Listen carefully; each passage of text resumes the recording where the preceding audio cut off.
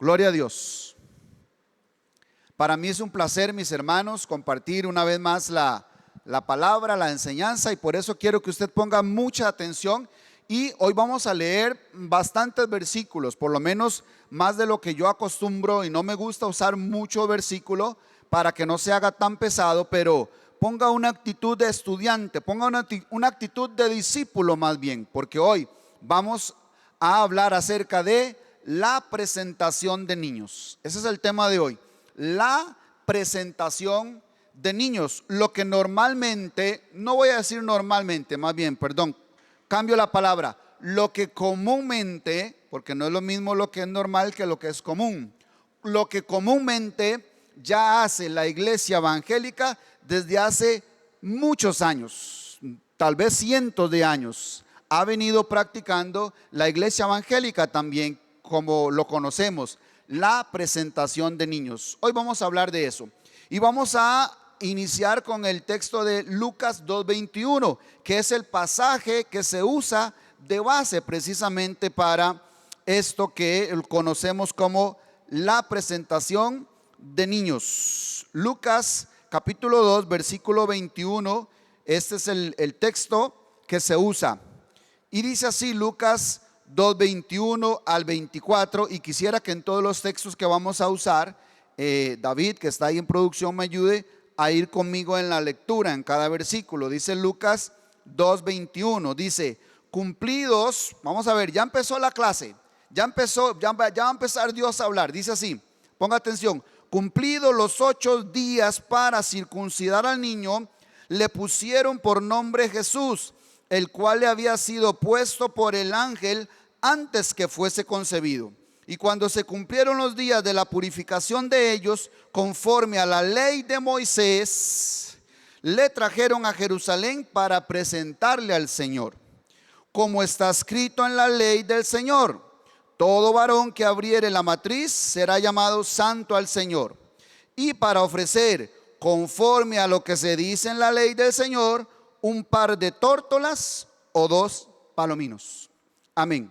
Vamos a dejarlo hasta ahí porque estamos, si nos pudiéramos trasladar un poquito a ese momento donde están presentando a Jesús. Entonces, este es el pasaje que se toma como base para decir que nosotros presentamos a los niños. Nosotros no bautizamos a los niños. ¿Cuántos están de acuerdo con eso? Que la iglesia evangélica no bautiza niños, ¿verdad? ¿Cierto? Pero presenta niños. ¿Por qué? Porque decimos, ok, esta es la enseñanza tradicional. Porque decimos, no, es que la Biblia dice que el que creyere y fuere bautizado será salvo. Y los niños todavía no pueden creer, no tienen conciencia. Entonces no los bautizamos. Por eso nosotros los bautizamos hasta que ya cree y se arrepiente y sabe lo que está haciendo. Bueno, ya ese es tema de otra escuela. Ahorita vamos a hablar de la presentación de niños. Entonces decimos los evangélicos, nosotros lo que hacemos es presentar niños. Y pregunta, ¿por qué hacemos eso? ¿No será que estamos haciendo lo mismo que los católicos, pero un poquito como maquillado? Ok, eso es lo que Dios nos va a aclarar hoy, de acuerdo a las escrituras, porque usted es un aférrimo, un ferviente defensor de las escrituras. ¿Cuántos leen la Biblia? ¿Hay aquí alguien que lee la Biblia? Y usted dice, es que la Biblia dice, es que la Biblia dice. Y cuando uno va a hablar de temas como este, o cuando uno va a hablar de ceremonias que por años ha practicado la iglesia evangélica, con lo primero que dicen es que la Biblia dice. Bueno, pero ¿está seguro que la Biblia dice eso? Vamos a leer primero bien la Biblia. Para empezar, quiero empezar con una pregunta. Cuando presentaron a Jesús, ¿cuántos días dice que habían pasado? O sea, ¿a los cuántos días fue presentado Jesús en el templo?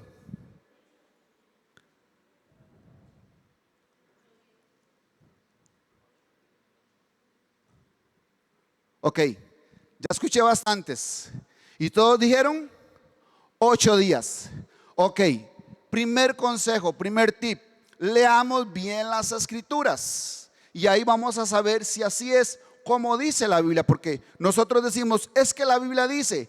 Entonces empecemos por leer bien. Y ustedes saben que yo soy un ardiente contendiente, ¿verdad? De leer bien las escrituras, porque a veces se comen comas, a veces se comen palabras, a veces le agregan palabras. Entonces, vea, leamos otra vez, les voy a ayudar. Leamos otra vez. Lucas 2:21 dice: cumplidos los 8 días para circuncidar al niño. Cumplidos los 8 días para circuncidar al niño, le pusieron por nombre Jesús, el cual le había sido puesto por el ángel antes que fuese concebido. Todo eso pudo haber pasado en la casa, digamos, no sé dónde pasó eso. Pero luego dice el 22: y cuando se cumplieron los días de la purificación de ellos, conforme a la ley de Moisés, le trajeron a Jerusalén para presentarle al Señor. Y si usted lee toda la Biblia, si usted lee las escrituras y va a la ley de Moisés, la mujer después del parto tenía que cumplir, después del 8º día de circuncidar al niño, tenía que cumplir 33 días para la purificación de ella. ¿Aló? Entonces, si nosotros hacemos una matemática básica, 8 y 33, 41 días habían pasado cuando presentaron a Jesús en el templo. ¿Alguien está conmigo aquí todavía? Entonces, cuando le vuelvan a preguntar cuántos días tenía Jesús de nacido cuando lo presentaron en el templo al Señor, ¿cuántos días tenía? 41. ¿Por qué dijeron 8 entonces? ¿Quién les dijo eso? Por ahí se oye, ¿verdad? Por ahí se oye, por ahí lo he oído, por ahí lo he oído. Bueno, pastor, y usted lo leyó al principio. No, es que usted le quedó el 8 aquí grabado. Entonces hoy le tocó el 8. No, leamos bien. Entonces, primer consejo, primera exhortación: leamos bien las escrituras. Cuando vamos primero, obviamente, a escuchar a Dios hablar, porque para eso leemos las escrituras, no es para saber. Pero algunos la leen para saber y ni siquiera eso saben leer. Leen para saber y ni siquiera saben leer. Entonces, primero, mi hermano, sepamos leer. Ahora, ok, otra pregunta, pero esta no me la va a contestar usted, esta se la voy a contestar yo. Si quiere, usted me la contesta porque está fácil. ¿Quién escribió el libro de Lucas? Lucas. Usted dice: pastor, es que ya me tiene nervioso porque usted hace preguntas con trampa. No, es el Evangelio según San Lucas, escribió Lucas. Pero ¿por qué lo escribió? Aquí viene la importancia de esta pregunta. ¿Por qué le hago esta pregunta? ¿Quién y por qué escribió el libro de Lucas? Bueno, Lucas lo escribió, pero ahora vamos a ver por qué. Vaya conmigo una página antes a Lucas capítulo 1, del versículo 1 al 4. Dice Lucas 1, del 1 al 4. Puesto que ya muchos han tratado de poner en orden la historia, diga conmigo historia. La historia, hay que saber leer, ¿verdad? Hay que saber leer. Puesto que ya muchos han tratado de poner en orden la historia de las cosas que entre nosotros han sido ciertísimas, tal como nos lo enseñaron los que desde el principio lo vieron con sus ojos y fueron ministros de la palabra, me ha parecido también a mí, dice Lucas, me ha parecido también a mí, después de haber investigado con diligencia, diga conmigo diligencia. No andemos ahí hablando solo y repitiendo lo que otro dice. No, usted tiene que investigar con diligencia para saber lo que está defendiendo. No repita lo que otro dijo. Me ha parecido también a mí, después de haber investigado con diligencia todas las cosas desde su origen, escribírtelas por orden, oh excelentísimo Teófilo, para que conozcas bien la verdad de las cosas en las cuales has sido instruido. Parece que Lucas tenía un discípulo llamado Teófilo, al cual le escribe esta carta, este evangelio de San Lucas, y al cual le escribe también el evangelio de los Hechos, o el libro de los Hechos. Él se lo escribe a este discípulo Teófilo. Lucas escribió estos dos libros, el evangelio de Lucas y el libro de los Hechos. Pero ¿qué está diciendo acá? Él, habiendo investigado, él quiere ahora escribir las cosas en orden, como sucedieron. Entonces, si usted quiere en algún momento leer los evangelios, si usted quiere llevar los acontecimientos en orden, ¿qué fue primero, el milagro de la alimentación de los 5,000? ¿O qué fue primero cuando Pedro fue a sacar una moneda del pez? ¿O cuando él se presentó ahí en la boda de Canaán? No sé cuál milagro pasó primero que el otro. Entonces vaya al libro de Lucas y las va a ver en orden. Lucas lo que hizo fue escribir las cosas en orden. Ahora, pero está hablando de la historia. Entonces en el capítulo 2 él habla una de las primeras cosas de la historia. O sea, Jesús fue llevado al templo, pero él no está instituyendo nada, pero él no está estableciendo una doctrina, pero él no está estableciendo o formalizando o fortaleciendo una tradición o una ceremonia. Él está contando lo que pasó. Y es el único que cuenta cuando fueron a presentar a Jesús en el templo. Nada más, solo Lucas lo menciona. Pero es porque él está mencionando y ordenando las cosas que pasaron históricamente.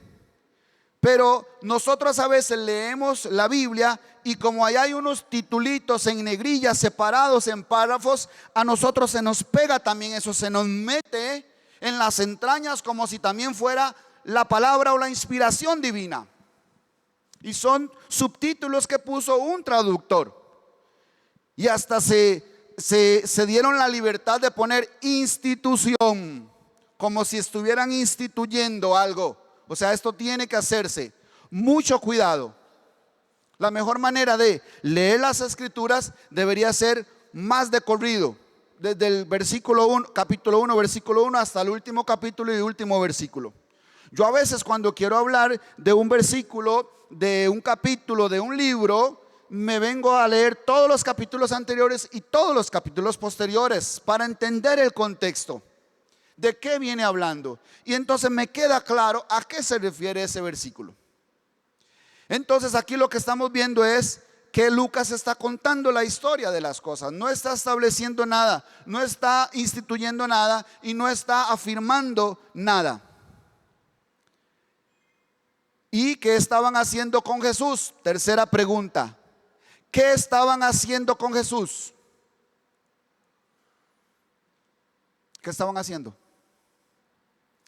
Si no, no lo dice el titulito de Lucas, no sabemos, ¿verdad? Porque el titulito dice la presentación de Jesús.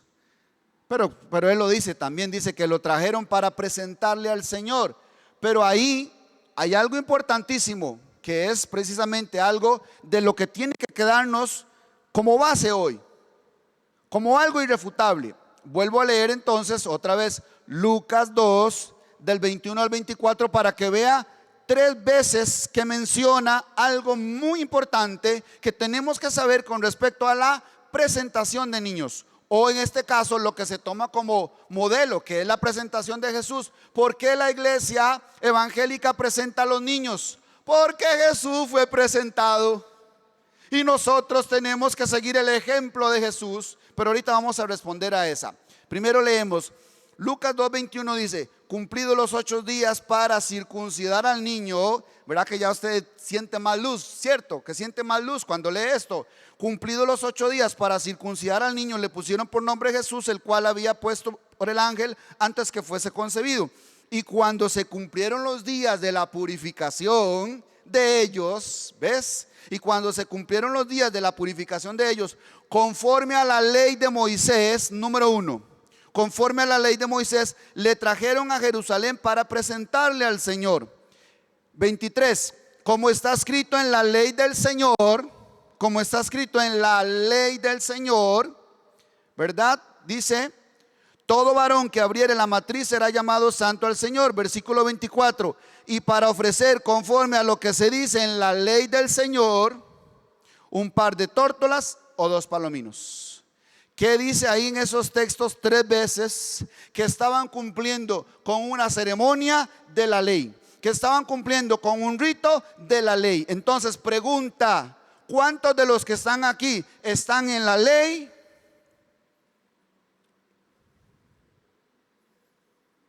¿No hay ninguno?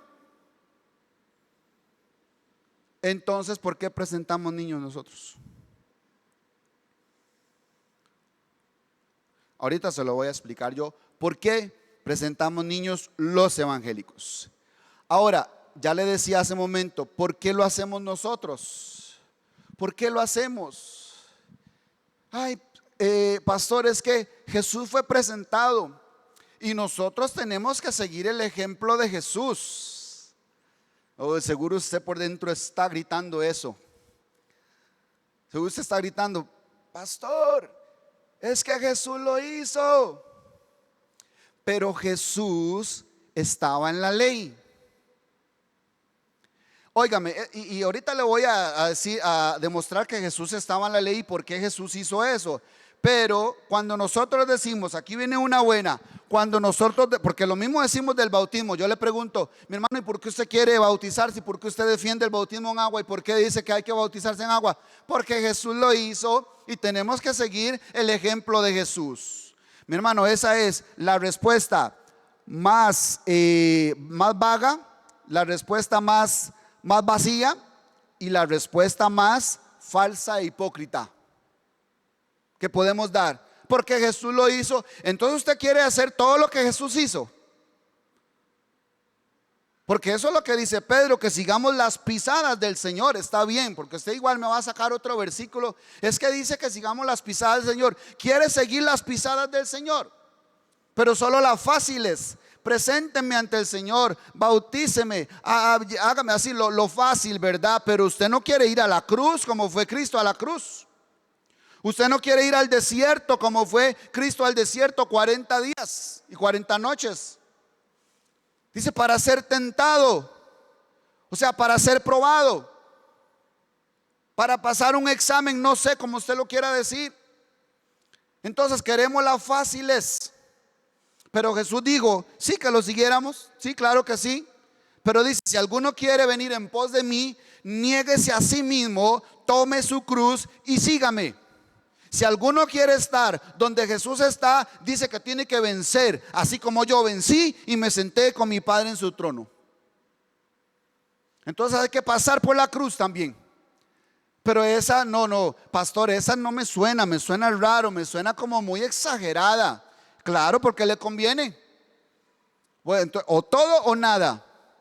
Pero vamos a ver el porqué de esto que estamos hablando hoy, porque hoy el tema específico es la presentación de niños. Vea lo que dice, por ejemplo, Gálatas 4. Vamos a Gálatas 4, versículo 1 al 10. Por eso le dije que hoy vamos a leer varios versículos y no quiero que se haga pesado, pero vamos a seguir la lectura ahí, versículo por versículo, y me ayudan los de el proyector para ir igual al mismo tiempo. Gálatas 4:1, dice Gálatas 4:1 al 10. Vamos a ver, Gálatas 4 del 1 al 10 dice por qué Jesús fue presentado. Dice, pero también digo, entre tanto que el heredero es niño, en nada difiere del esclavo, aunque es señor de todo, sino que está bajo tutores y curadores hasta el tiempo señalado por el Padre. Así también nosotros, cuando éramos niños, estábamos en esclavitud, bajo los rudimentos del mundo. Pero cuando vino el cumplimiento del tiempo, Dios envió a su Hijo, nacido de mujer y nacido bajo, dígalo fuerte, y nacido bajo. Jesús nació bajo la ley, entonces tenía que cumplir la ley. En los tiempos de Jesús todavía estaba el viejo pacto. El viejo pacto llega hasta la muerte y resurrección de Cristo, y aún todavía yo lo corro. Yo no soy teólogo, no soy el mensajero de Dios para el mundo entero. Soy una simple voz que clama en el desierto, pero yo lo corro un poquito más y digo que el nuevo pacto inicia con la venida del Espíritu Santo, porque eso era lo que Dios quería, poner la ley en sus mentes y en sus corazones, venir y morar en el templo que Él hizo. Ese era el nuevo pacto que Él había prometido. Entonces para mí ahí inicia el nuevo pacto. Claro, con la muerte y resurrección de Cristo se cumple algo tremendo, poderoso. Se consuma algo grande. Pero sigo leyendo, dice, pero cuando vino el cumplimiento del tiempo, en el versículo 4, Dios envió a su Hijo, nacido de mujer y nacido bajo la ley, para que redimiese a los que estaban bajo la ley, a fin de que recibiésemos la adopción de hijos. Y por cuanto sois hijos, Dios envió a vuestros corazones el espíritu de su Hijo, el cual clama: Abba, Padre. Así que ya no eres esclavo, sino hijo. Y si hijo, también heredero de Dios por medio de Cristo. Ciertamente en otro tiempo, no conociendo a Dios, servías a los que por naturaleza no son dioses. Mas ahora, conociendo a Dios, o más bien siendo conocidos por Dios, ¿cómo es que os volvéis de nuevo a los débiles y pobres rudimentos, a los cuales os queréis volver a esclavizar? Guardáis los días, los meses, los tiempos y los años. Dice el 11, todavía sigo con el 11. Me temo de vosotros que haya trabajado en vano con vosotros. Por eso les hacía la pregunta al inicio. Hermanos, tenemos más de 2 años, de 3 años, yo no sé cuánto tiempo de estar hablando de la diferencia entre el viejo pacto y el nuevo pacto, explicándoles con versículos, con testimonio, con revelación, con vida. Yo no sé qué más puede Dios usar a través de nosotros, porque las palabras no pueden describir la sustancia que es Cristo. Pero ya vino, ya está aquí, ya vino el Hijo de Dios en el tiempo que se cumplió después de Cristo. Ya viene el nuevo pacto, que es espiritual, que es interno, que es eterno. Ya no es afuera. Antes los ritos y las ceremonias se hacían afuera. Y aquí es donde quiero hablar un poquito de la diferencia entre el viejo pacto y el nuevo pacto. El viejo pacto, lo hemos dicho varias veces acá, el viejo pacto era un pacto natural, terrenal, externo. Eso era el viejo pacto. Era natural, era externo. Pero el nuevo pacto es espiritual y es interno. Antes la ley estaba afuera, escrita en tablas. Pero ahora la ley está aquí adentro, está aquí donde Dios la está escribiendo, en mi mente y en mi corazón. Pero ahora sí vamos a ir otra vez un capítulo antes, en Gálatas 3, 19 al 27, porque quiero poner base bíblica sobre lo que estoy diciendo. Gálatas 3:19 dice así: entonces, ¿para qué sirve la ley? Ve que Dios sabe que estas preguntas saltan en las mentes de sus hijos. ¿Cuántos son hijos?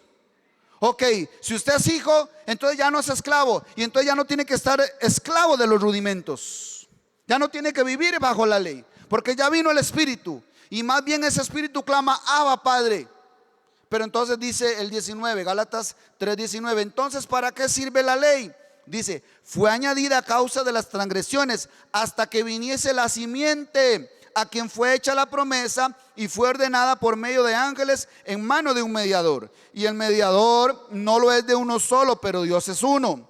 Luego la ley es contraria a las promesas de Dios en ninguna manera, porque si la ley dada pudiera vivificar, la justicia fuera verdaderamente por la ley. Mas la escritura lo encerró todo bajo pecado, para que la promesa, que es por la fe en Jesucristo, fuese dada a los creyentes. Pero antes que viniese la fe, estábamos confinados bajo la ley, encerrados para aquella fe que iba a ser revelada. Es una fe que tiene que ser revelada, y si no le ha sido revelada, usted está bajo la ley todavía. Por eso pide rudimentos. Y entonces dice: pero antes que viniese la fe, estábamos confinados bajo la ley, encerrados para aquella fe que iba a ser revelada. Versículo 24: de manera que la ley ha sido nuestro ayo. Esa palabra ayo es tutor, maestro. Es como un tutor. De manera que la ley ha sido nuestro ayo para llevarnos a Cristo. Ese es el propósito de la ley. Ha sido nuestro tutor para llevarnos a Cristo, a fin de que fuésemos justificados por medio de la fe. Pero venida la fe, ya no estamos bajo ayo. ¿Cuántos tienen a Cristo en su corazón? ¿Alguno tiene a Cristo en su corazón? Ya no necesita ayo, ya no necesita la ley, ya no necesita practicar la ley, porque ahora la ley está siendo escrita en sus corazones por medio del Espíritu, y ahora la ley está siendo vivificada en su alma, en su ser, en su corazón.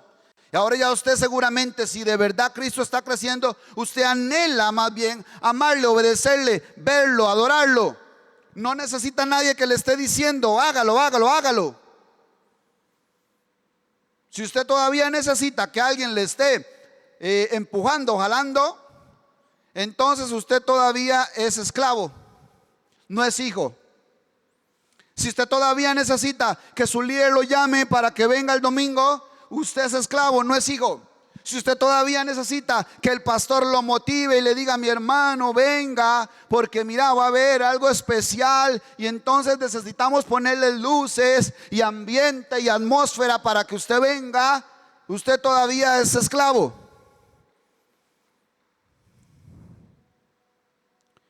Pero todavía más, vaya conmigo a Hebreos 9. Hebreos 9. Hebreos 9, versículo 1, pero quiero leer desde el 8:13, que es un versículo antes, porque a veces los traductores le cortan a uno la escritura, se la dividen ahí en capítulos, versículos y en párrafos, y le quitan cosas importantes, y por eso lo sacan de contexto a uno. Pero vea lo que dice, voy a leer desde el 8:13, dice: al decir nuevo pacto, Hebreos 8:13 dice: al decir nuevo pacto, ha dado por viejo al primero, y lo que se da por viejo se envejece y está próximo a desaparecer. ¿No es cierto que uno lo primero, ¿quién espera a uno que se mueran primero? ¿Quiénes es normal que se mueran? Los viejos, ¿verdad? Usted se muere uno joven. ¿Cómo es posible? Tan jovencito que era. Y más si se muere un niño. Padre santo, qué injusticia. Pero ¿cómo se va a morir un niño? Dios, ¿qué es esa ingratitud? Dios, ¿dónde está Dios? ¿Por qué se mueren los niños? ¿Qué estaba pagando ese pobre angelito? ¿Y quién dice quién se tiene que morir y quién no? ¿Quién sabe? ¿Por qué usted dice quién se tiene que morir y quién no? ¿No es Dios el que decide eso? ¿No es Él el alfarero y yo soy el barro? ¿Cómo va a decirle el barro al alfarero: ¿por qué me haces así? Pero para nosotros es muy fácil. Pues que ya estaba viejo, 80 y cuántos. Claro. Y pasó por visto. Bueno, Dios sabe eso que nosotros sabemos, y entendemos que lo que está por viejo se envejece y está próximo a desaparecer. Eso le pasó al viejo pacto. Por eso apareció el nuevo pacto. Por eso Dios trajo su nuevo pacto. Entonces dice ahora sí el Hebreos 9:1, dice: ahora bien, aún el primer pacto tenía ordenanzas de culto. Diga conmigo: de culto. El viejo pacto tenía ordenanzas de culto, y era lo que estábamos hablando. Si usted va al libro del Pentateuco, donde se le es dada la ley a Moisés, hay 613 mandamientos y un montón de cosas más que ni sabemos ni nos pasa por acá, y usted no necesita saberlos porque usted no vive bajo la ley. Usted está en Cristo, y el que está en Cristo, nueva criatura es. Lo que necesita es ser lleno de Él, conocerlo a Él y que Él crezca. Y por cierto, que yo muera también. Porque si usted está así muy vivito, mi hermano, está mal. Necesitamos darle una estocada para que muera. Entonces dice el 9:1: ahora bien, aún el primer pacto tenía ordenanzas de culto y un santuario terrenal, porque el tabernáculo, esta es buena. A mí este capítulo 9 de Hebreos, mi hermano, por favor, vaya a su casa y escudriñe. No lea, escudriñe. Por lo menos, póngase un reto, una meta. Capítulo 8 y 9 de Hebreos, escudriñelo mucho. Diga en oración, pregúntele a Dios: ¿qué quiere decirnos Dios ahí? ¿Qué pasa? ¿Qué está diciéndome? Muchas veces hágalo y después me cuenta qué le habla Dios. Porque dice acá en el versículo 2, 9:2: porque el tabernáculo estaba dispuesto así, hablando del antiguo pacto, ¿verdad? Dice que este primer pacto tenía ordenanzas de culto y un santuario terrenal, porque el tabernáculo estaba dispuesto así. En la primera parte, llamada el lugar santo, estaban el candelabro, la mesa y los panes de la proposición. Tras el segundo velo estaba la parte del tabernáculo llamada el lugar santísimo. Aquí dice que tenía dos partes: el lugar santo, donde estaban todas esas ceremonias, donde se llevaban a cabo las ceremonias. Ojo, ojo, pídale a Dios revelación. En el lugar santo, en la primera parte, ¿verdad?, del tabernáculo, dice que estaba donde se hacían las ceremonias: el lavacro, los panes de la proposición, el candelabro y el incienso y todo eso, donde se hacía un culto, ¿verdad? Pero dice que tras el velo estaba el lugar santísimo, el cual tenía un incensario de oro y el arca del pacto cubierta de oro por todas partes, en la que estaba una urna de oro que contenía el maná, la vara de Aarón que reverdeció y las tablas del pacto, y sobre ella los querubines de gloria que cubrían el propiciatorio, de las cuales cosas no se puede ahora hablar en detalle. Y así dispuestas estas cosas, en la primera parte del tabernáculo entran los sacerdotes continuamente para cumplir los oficios del culto. Pero en la segunda parte, solo el sumo sacerdote, una vez al año, no sin sangre, la cual ofrece por sí mismo y por los pecados de ignorancia del pueblo. Versículo 8, aquí viene lo bueno, ponga atención. Versículo 8, dando el Espíritu Santo a entender. Vea Dios qué bueno que nos explica las escrituras. Dice, dando el Espíritu Santo a entender con esto, que aún no se había manifestado el camino al lugar santísimo, entre tanto que la primera parte del tabernáculo estuviese en pie. Quiero hacer una pausa ahí, obligatoria. El Espíritu Santo está dando a entender acá que no revela el camino al lugar santísimo, donde solo está el sumo sacerdote, donde está la presencia de Dios, donde está el velo abierto. Ahí no hay camino, no hay entrada, mientras esta primera parte esté en pie. La parte de los cultos, la parte de las ceremonias, la parte de las ordenanzas, la parte de los ritos, mientras esto esté en pie, no hay camino al lugar santísimo. Mientras yo dependa de estas cosas, no podré disfrutar ni recibir la revelación de la presencia de Dios. ¿Alguien me está entendiendo algo? ¿O solo yo estoy emocionado?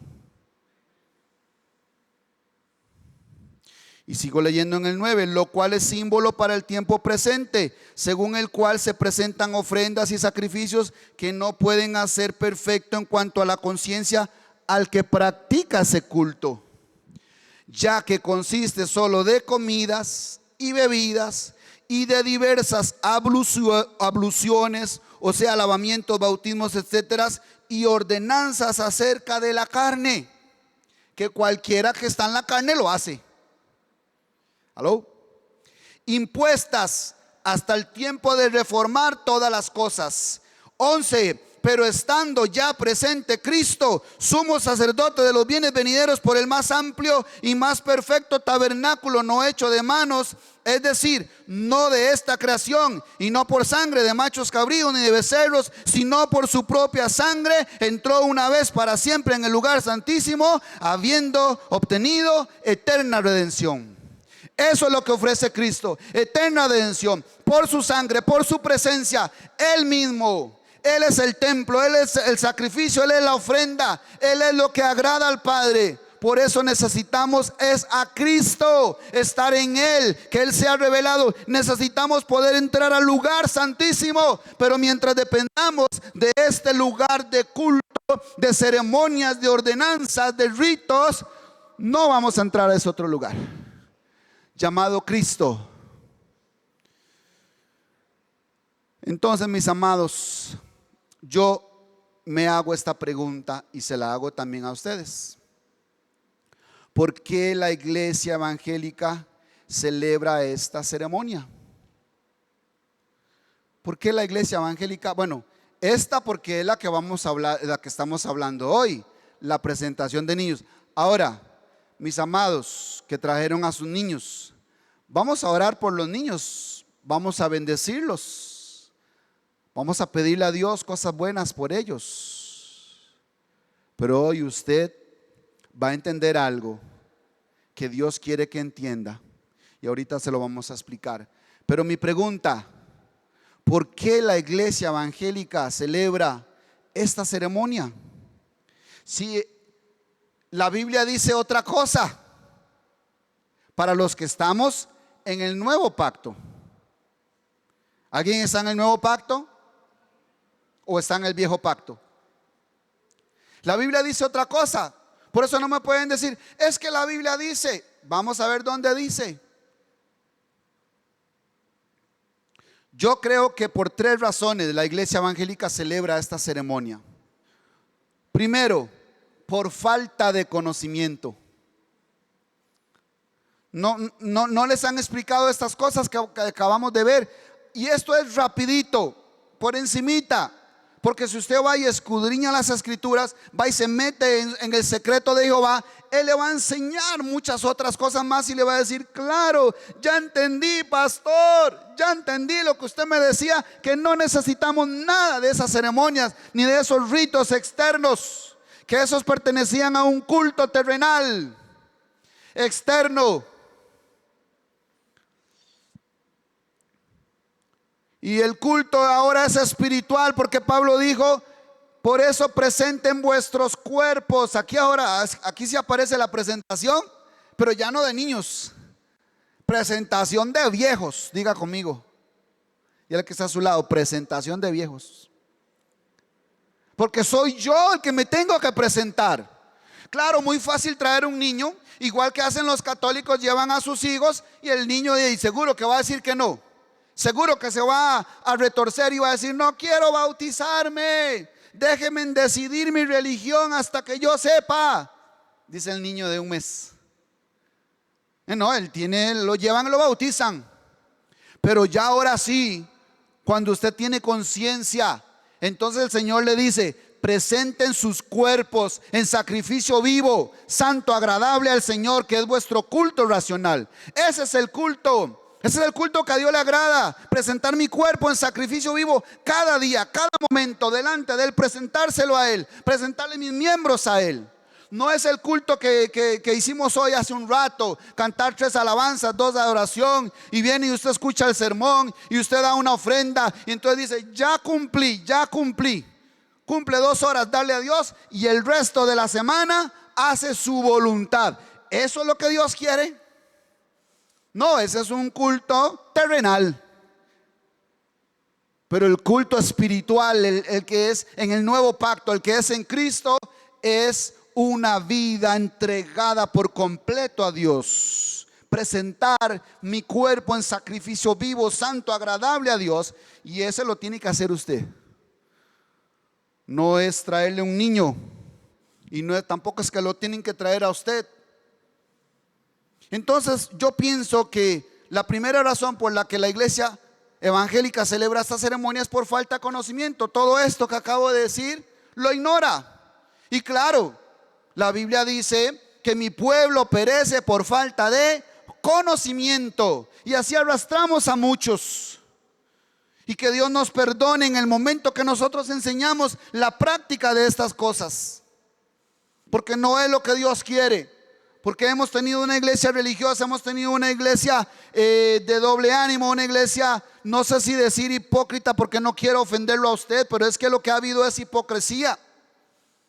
Y hablo por mí, ha habido hipocresía, porque llego y practico un culto 2 horas a la semana y luego voy y hago muchas otras cosas que contradicen ese culto.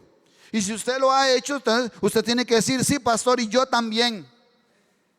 Yo lo seguía a usted ciegamente, entonces era un ciego guiando a otro ciego. Y así lo hemos hecho, pero hoy Dios quiere abrirnos los ojos. Esos son los milagros de la vista que Cristo hacía. Abrirle los ojos a los ciegos para que vean. Hoy quiere hacerlo con usted. Abrirle los ojos para que ya no siga más a ciegos, para que ya no siga más a nadie que lo que hace es repetir tradiciones. Pero ya Cristo está presente, dice acá. Pero por falta de conocimiento, nosotros lo seguimos buscando, lo seguimos esperando, lo seguimos anhelando. Y Cristo está en su corazón tocando la puerta. Y usted no le abre porque está ocupado buscando a Cristo por otro lado. Ya Cristo está presente. Dígale que está a su lado, ya Cristo está presente. Número 2, yo creo que la iglesia evangélica celebra esta ceremonia por tradición. Por tradición hemos estado practicando estas cosas. Porque en la iglesia de mi papá lo hacían, pero el papá porque su abuelo. Y, mi hermano, entonces ¿por qué criticamos a los católicos que practican la religión de sus padres, que practican tradiciones? Y ustedes conocen la trampa que hay en una tradición. Había una vez una pareja, se sientan a comer y la mujer le hace un estofado de res a su esposo. Y entonces lo sirven, estaba delicioso. Pero al esposo le llama la atención algo. Cada vez que ella hace estofado, él ve 2 pedazos de lomo servidos en el platón de la mesa. Ella ve 2 pedazos. Y entonces le pregunta un día a su mujer: amor, ¿por qué usted siempre que hace estofado de res bien rico, delicioso, me encanta, pero tengo una duda, ¿por qué usted siempre lo parte a la mitad y yo veo 2 pedazos? Y dice: es que así lo hacía mi mamá. Y entonces, bueno, ok, la receta es la de mamá. Un día van a la casa de la suegra y entonces en medio de la conversación le dice: suegra, tengo una pregunta para usted, porque mi esposa hace un estofado riquísimo que dice que usted le enseñó a hacerlo. Sí, yo se lo enseñé. Entonces tengo una duda: ¿por qué es que cuando hacen siempre estofado de res lo parten a la mitad y lo sirven en el platón? Ahí 2 pedazos veo yo. Es que así me lo enseñó mi mamá también. Entonces la receta de la abuela. Sí, es la receta de mi mamá. Y entonces un día van donde la abuela y en medio de la conversación le dice: abuela, tengo una pregunta, es que mi esposa hace un estofado riquísimo que dice que se lo enseñó su mamá, pero su mamá me dice que usted le dio la receta. Dice: claro, hijito, yo fui el que le enseñé a mi hija y ella le enseñó a mi nieta. Tengo una duda, abuela, ¿por qué es que cuando hacen estofado lo parten en 2? Y mi esposa me dice que es la receta de mami. Y la mami dice que es la receta de la abuela. Abuela, ¿por qué lo parten en 2? Y dice: hijo mío, muy fácil, porque yo no tenía una cazuela grande, solo tenía una pequeñita y tenía que partirlo en 2. Y entonces lo que hacían era una tradición, pero no sabían el porqué de las cosas.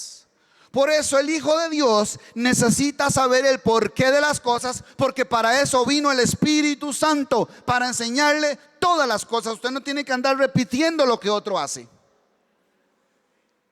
Y usted no tiene que creerme a mí, porque yo le estoy hablando lo que dice en la Biblia. Entonces vaya y estudie la Biblia. Está bien, yo o los pastores tenemos más tiempo, escudriñamos, Dios nos habla y traemos y servimos el estofado. Pero a usted le toca ir a averiguar por qué lo partimos a la mitad. ¿Ves? El Espíritu Santo le puede dar esa respuesta, porque Él es el que vino a enseñarnos a cada uno de nosotros. No repita, no haga solo porque nosotros lo hacemos.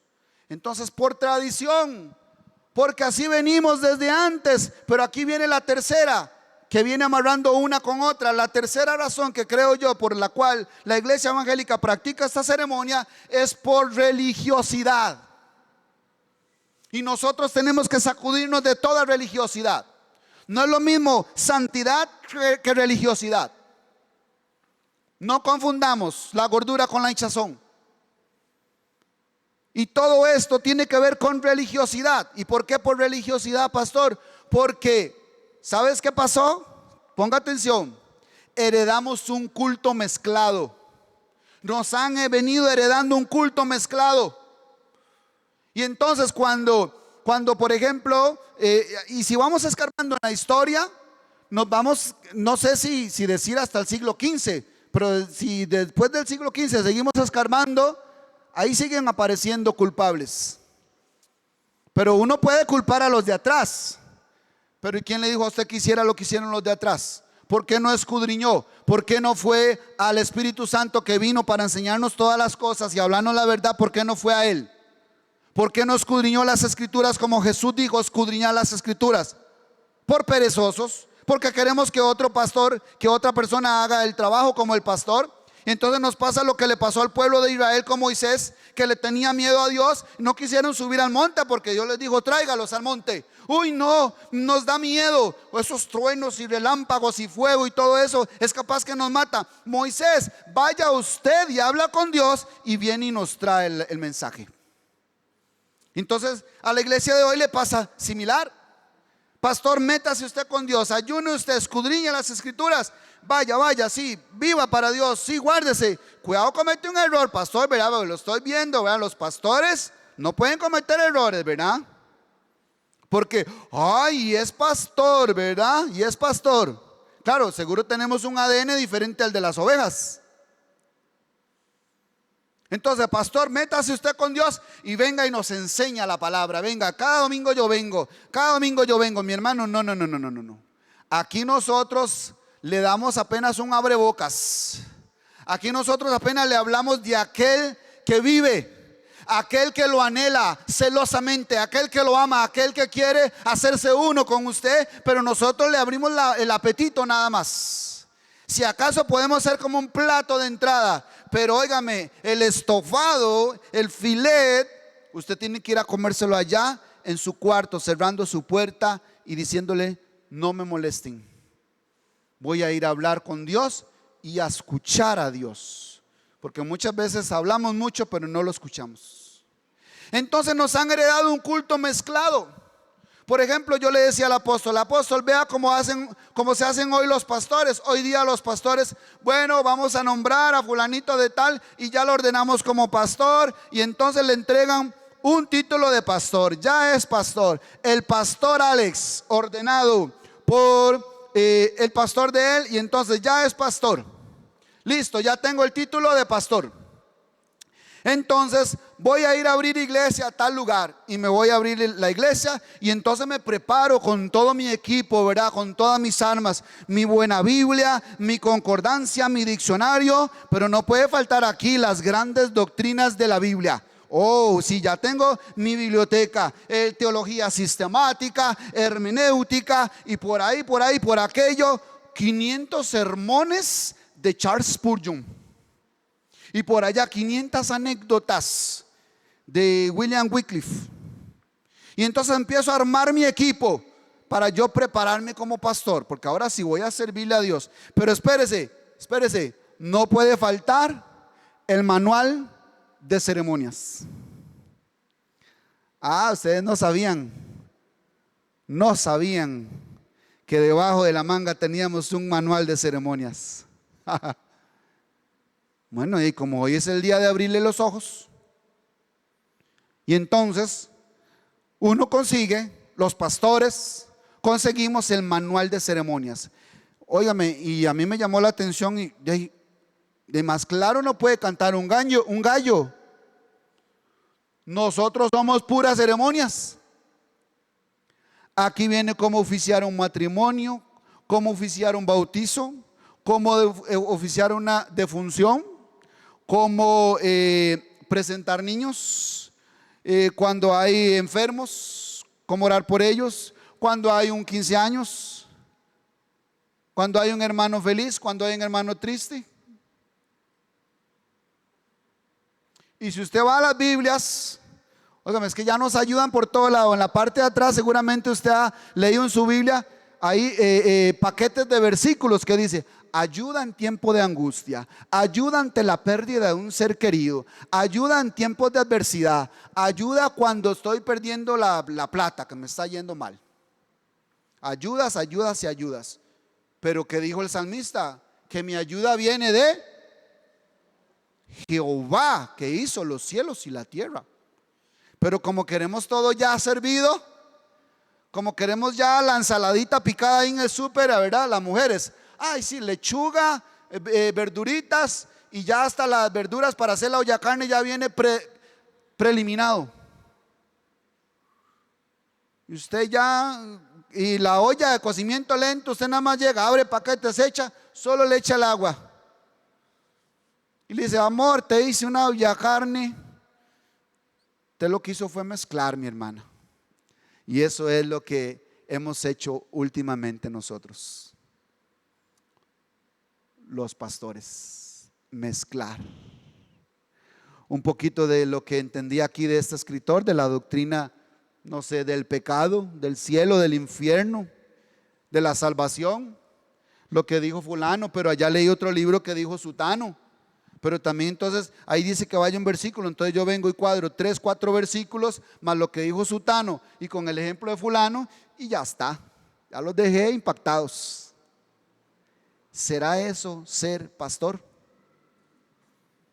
No, Señor. No, Señor. Entonces, mis amados, y para terminar con el por qué la iglesia evangélica celebra esta ceremonia, entonces lo que estamos haciendo es presentando a nuestros hijos para entregárselos. Aquí te lo entrego, Señor. Mentiras que usted lo entrega porque usted se lo vuelve a llevar para la casa. Ana sí se lo entregó a Samuel, a Dios, ¿cierto o no? Ana, cuando fue destetado Samuel, le dice: Elí, le prometí a Dios que le iba a entregar a mi hijo, tome, ve a ver qué hace con él. Ahora, no le estamos diciendo que nos vengan a dejar el chorro de huilas, vea.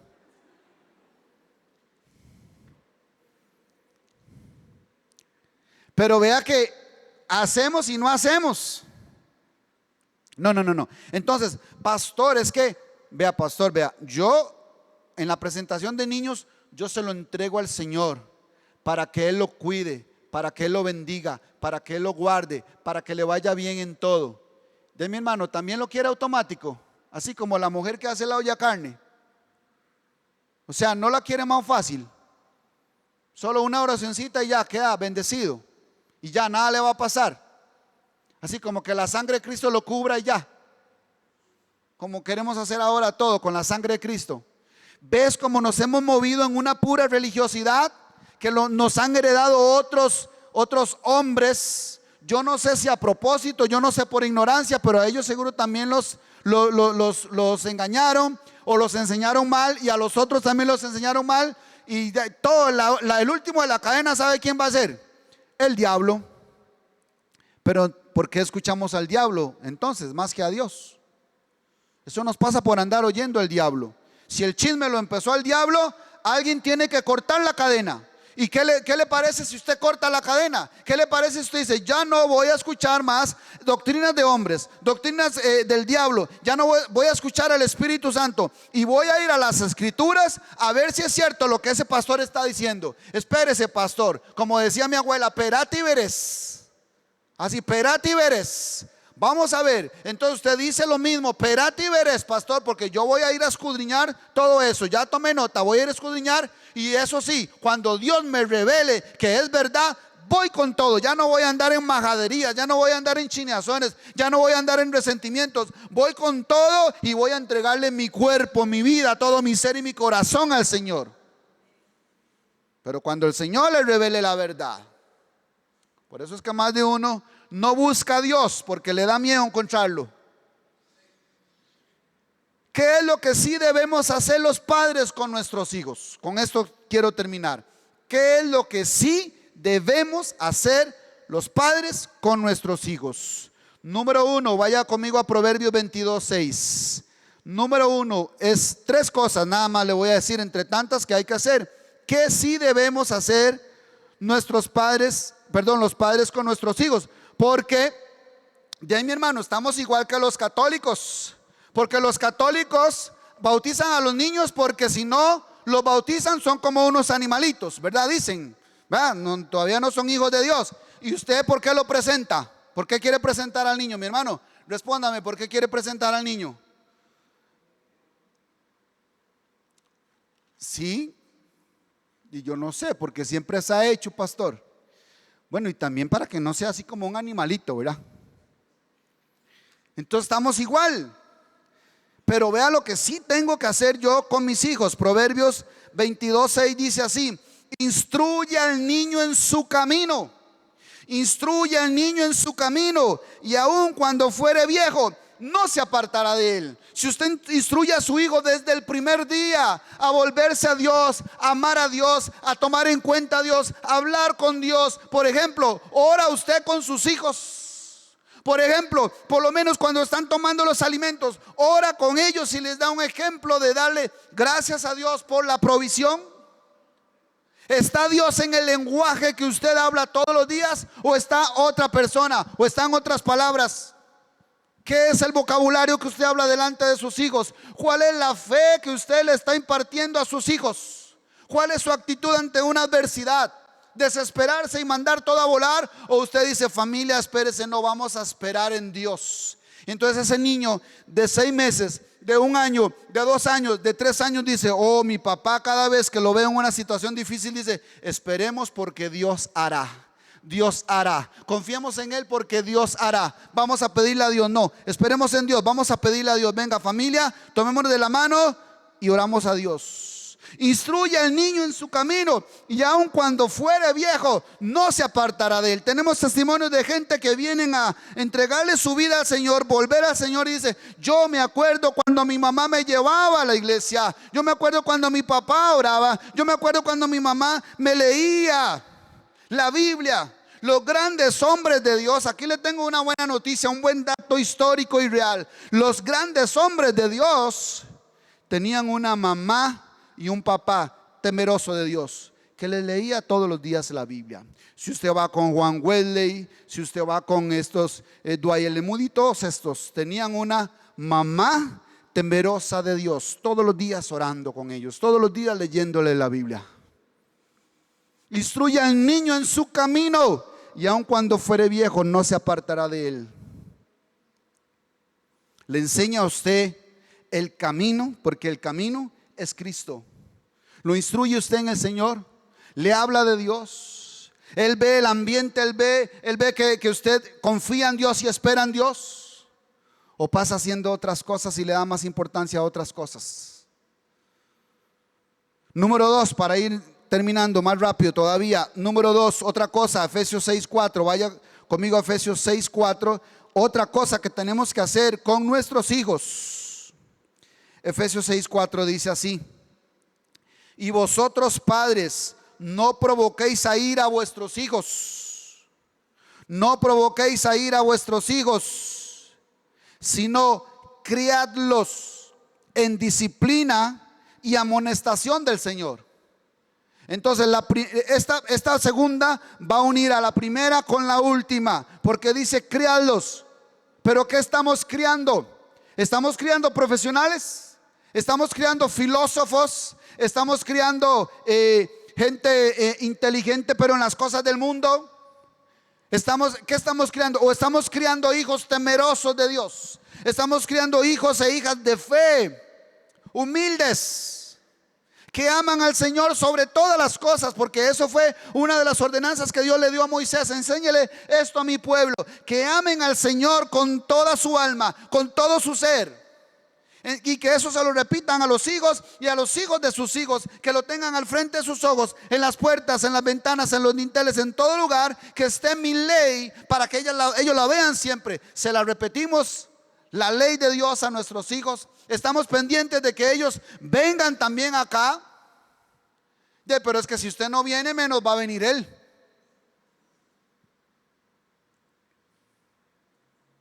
Pero sí estamos preocupados por la educación académica, ¿verdad? Nuestros hijos. Usted ve, yo veo pasar aquí todos los días muchachas, jóvenes, viejas, de toda edad. Las veo pasar con sus niños de escuela, otros de kinder, de escuela. Kinder, primero, segundo, tercero, cuarto, quinto, sexto, en toda la escuela, todos los días, llueva, truene, haga sol, viento, tiemble, ahí llevándolo para la escuela y luego para la casa. Lo va a recoger, unos en buseta, otros a pie, otros bajo el sol. Pero mi hijo tiene que estudiar, porque el estudio es importante. Claro, usted va a ser un profesional, pero ¿y qué con la crianza del Señor? ¿Se preocupa igual por la crianza del Señor? ¿Invierte igual? ¿Se esfuerza igual?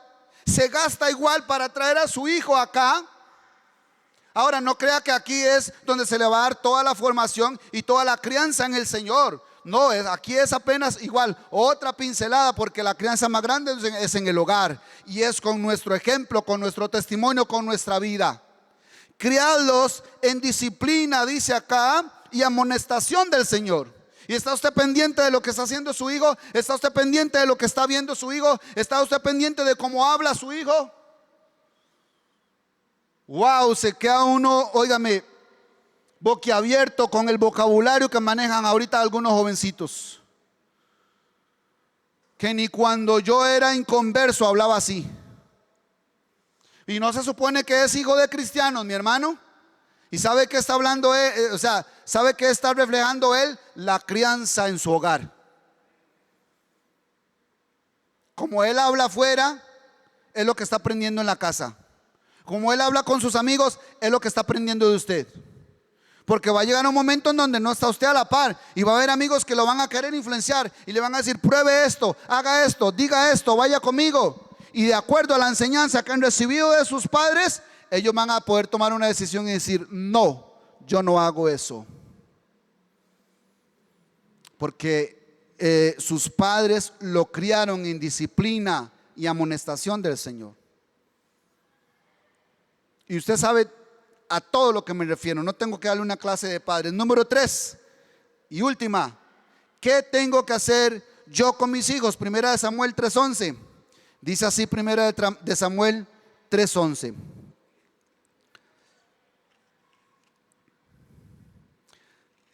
Espero que Dios esté hablando a nuestro corazón. Dice así, primera de Samuel 3:11. Y Jehová dijo a Samuel: he aquí haré yo una cosa en Israel, que ahora es en la iglesia, ¿verdad? Y haré una cosa en Israel, que a quien lo oyere le retiñirán ambos oídos. Aquel día yo cumpliré contra Elí todas las cosas que he dicho sobre su casa, desde el principio hasta el fin, y le mostraré que yo juzgaré su casa para siempre por la iniquidad que él sabe, porque sus hijos han blasfemado a Dios y él no los ha estorbado. ¿Quién manda en su casa? ¿Usted o sus hijos? Alguien dijo por ahí, no es una generación de cristal que hay ahora. No es una generación de hijos de cristal, es una generación de padres de cristal. Y entonces yo dejo volar mi mente y digo yo, claro, no es que ellos son de cristal, nosotros los estamos haciendo de cristal. Pero no es que los hacemos de cristal, es que nosotros les hicimos una cámara de cristal, de que no me lo toca, que no me le diga, que no me le haga. Que cuidado, que quiere, que se le falta, que quiere, tome. ¿Cuánto? Sí, tome. ¿Cuál marca? ¿Cuánto? ¿De qué? Y todo se lo damos. Entonces nosotros somos los padres de cristal, porque nosotros o los hacemos de cristal o los metimos en una caja de cristal. Y entonces ahora el hijo es el que regaña al padre.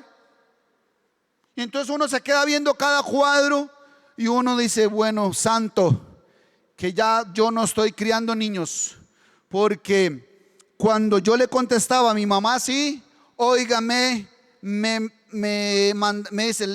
mandaba la chupamangos para atrás. Dice mi mamá, si yo le contestaba, me dice, le volteo la cara, ya usted sabe a dónde. Y me voló más de un manazo. Y mi mamá era, el apóstol la conoce, mi mamá era así, macuca. Yo no sé en otros países qué significará macuca, espero que no sea malo. Así, fuerte. Tenía una manota. Y la probé más de una vez. Eso cuando me iba bien. Esa era la bonita. Porque la otra estaba el chilillo, la cuchara de aluminio, la de hacer el arroz, el cable de la plancha. Ahí tenía la colección, ¿verdad? Y si no encontraba ninguna, ay, papito, peor, porque lo pellizcaba, lo mordía, lo pateaba uno. Yo le contaba eso a los compañeros de trabajo y una compañera lloraba. Me dice, ya no me cuente más eso.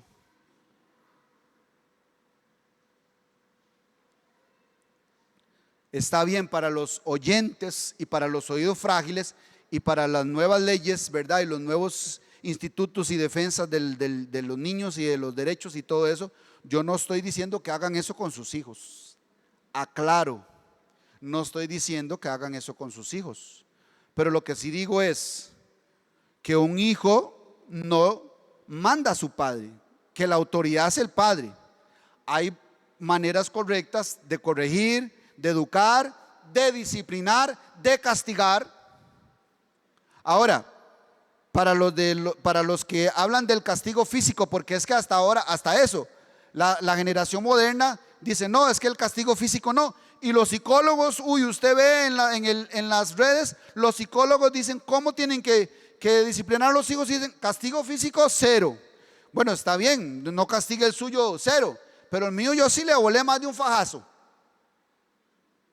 Y si era que decía una mala palabra, no era por las nalgas, era por la boca, porque por ahí salió la mala palabra. ¿Se da cuenta? Entonces dice que vendrá un castigo sobre la casa de Elí, porque ellos blasfemaron el nombre de Dios y usted no les estorbó. ¿De quién fue la culpa? De los padres. Por eso hoy, mis amados hermanos, antes de orar por los niños, vamos a orar por los padres. Póngase de pie, por favor.